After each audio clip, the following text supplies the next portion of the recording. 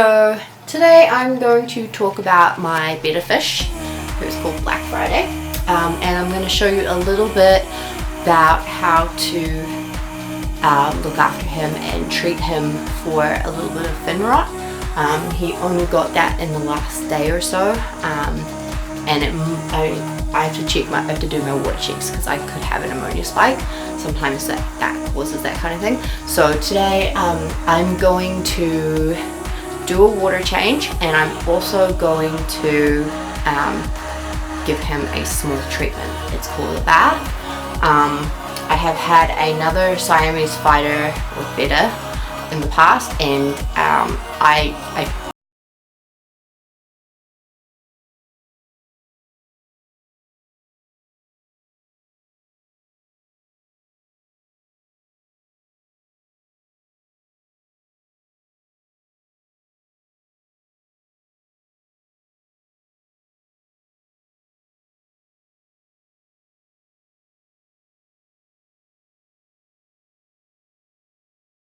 I don't like keeping goldfish. I think they're really, really difficult. I will make an entire other video about goldfish because they are like the most abused animal you will find in a pet shop. They're very specialized. I don't think they're an everyday pet for just anyone who wants fish. If you're beginning fish keeping, I really, really recommend tropicals, and I recommend a medium tank. So my first mistake when I first started going into fish keeping, I was still learning, and I figured one of the fastest way to learn would be to actually keep some fish. And I was like, you know what, I will get a small tank because that will be like a miniature version of how hard it would be to have a bigger tank. And it turns out that's not exactly how it is. If you get a really big tank, it's easier to keep it clean. You still do have to do water changes. So what put me up a really big tank is that, like, if you have like 100 liters, you still got to take out 25% at least once a week. And I was like, wow, 25% of 100 liters is like 25 liters. I haven't got a bucket that big, or like a bathtub right next to my fish tank that I could just drain that out into, or something. Yeah, I was just like, that's a bit unrealistic for me, especially because I don't own my own home. I live in a rental, and like I thought that would go badly. So silly me was like, oh no, you know, a medium tank, that's probably still a bit big as well. I'll just get a small tank.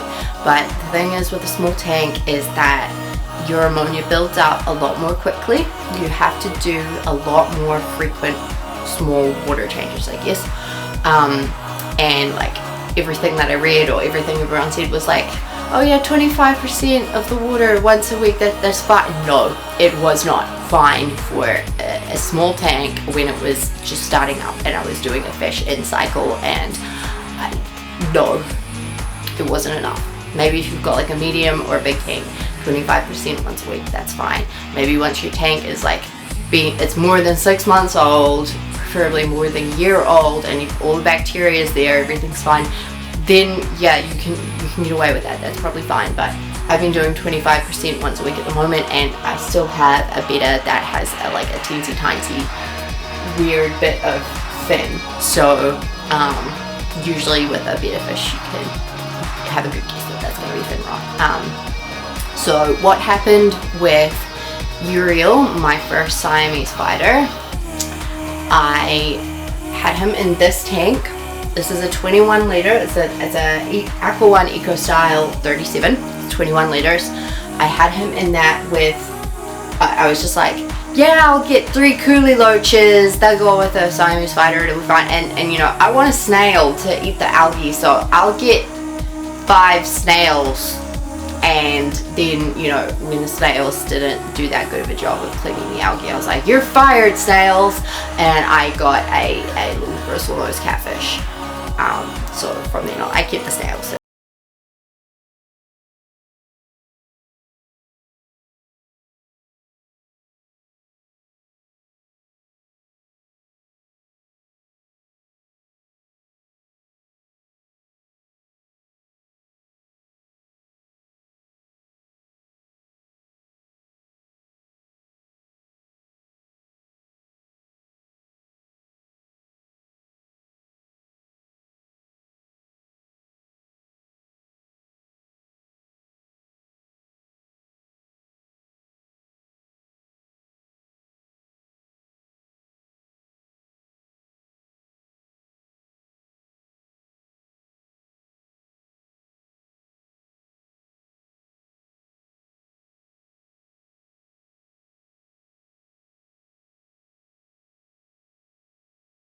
that's exhibit A on what not to do. So for a while my fish seemed totally fine. They were fine. They were happy, they were swimming around, and then I was doing like my weekly water tests, and then one day I tested the water and everything was like maximum. That's bad. So usually, I don't know if you've seen a water test kit, but I'll probably do a video about doing one. The colors that I think are really, really pretty, those are the bad colors. So I was like, oh, the water tests are so beautiful, and it means my fish are going to die. So I immediately was like, okay, what do I do? What do I do? What do I do? What do I do? First thing I did was lots of water changes. I stopped doing a water change once a week. I started doing a water change every day, sometimes twice a day, to like get the ammonia down, to get the nitrites down, and to get the nitrates down. Those are all real bad for your fish, and I had so much of them, and I just had made a really big mistake. So I started correcting the issue, but it was already too late. Most of my fish were fine. My snails were fine, but Uriel, my Betta, he had little holes in his elaborate, beautiful fins, and he was such a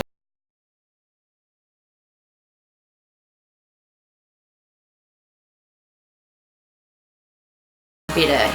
The only thing he really flared at was my laptop. I thought it was because of like this reflective stuff. Then I put some tape and I covered that up, and then he still flared at it. Every time that I was like, I'm gonna get my laptop out, he would be like, meh. Friday doesn't really care about the laptop, but he does hate all the other fish. So it's pretty hard to keep anything with him. He mostly has the tank for himself.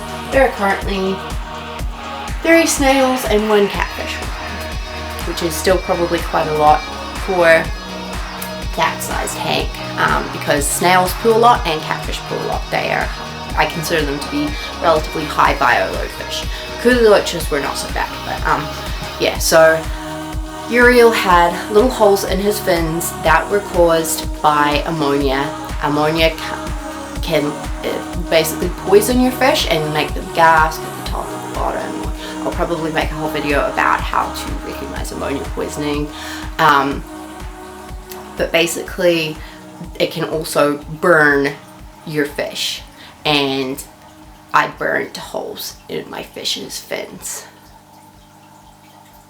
and I don't know if I'll ever forgive myself for it, but in any case, so I kept fixing the water and keeping an eye on him all the time. I was watching him like a hawk, and the holes started to deteriorate instead of heal. So fish can heal from broken fins and holes if their water quality is really, really good, or if if it gets sorted out in time. But my water quality still wasn't good enough. I was still correcting it. I was doing water changes every single day. So basically cycling my tank again.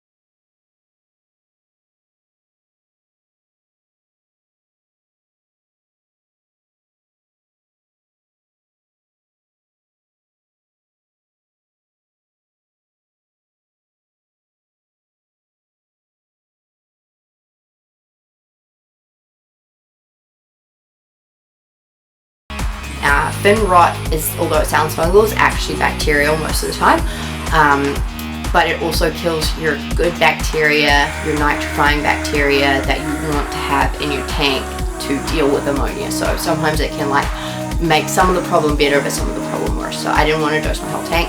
The other reason you shouldn't dose your whole tank is if you have scaleless fish.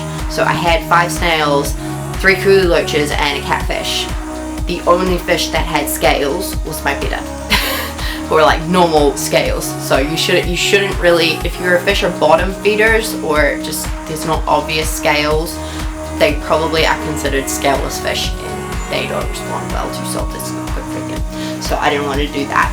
But I also wanted to use Methylene blue. Get down. No, you're not allowed up there.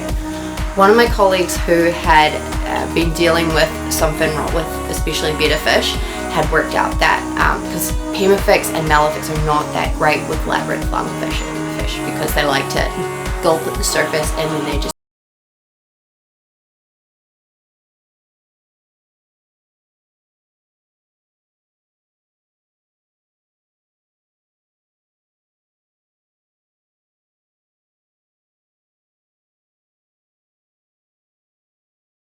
sort of things to say about treating fin rot with Methylene blue.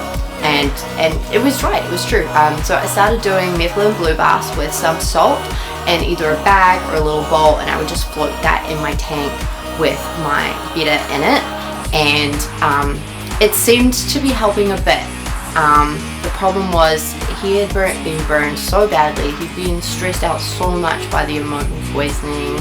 I had just created a situation where something really bad happened that took a really long time to recover from, and the treatments are sort of aggressive. They don't like them that much.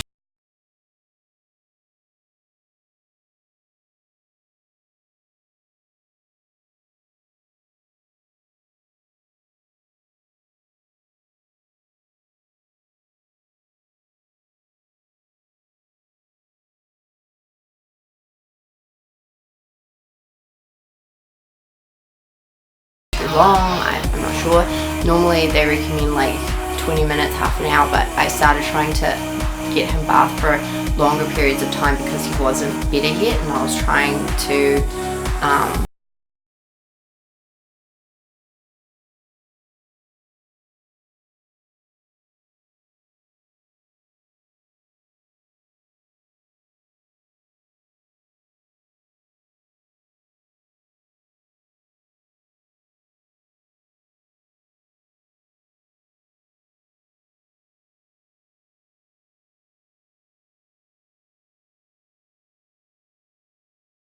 I failed him, so I'll carry his little fish ghost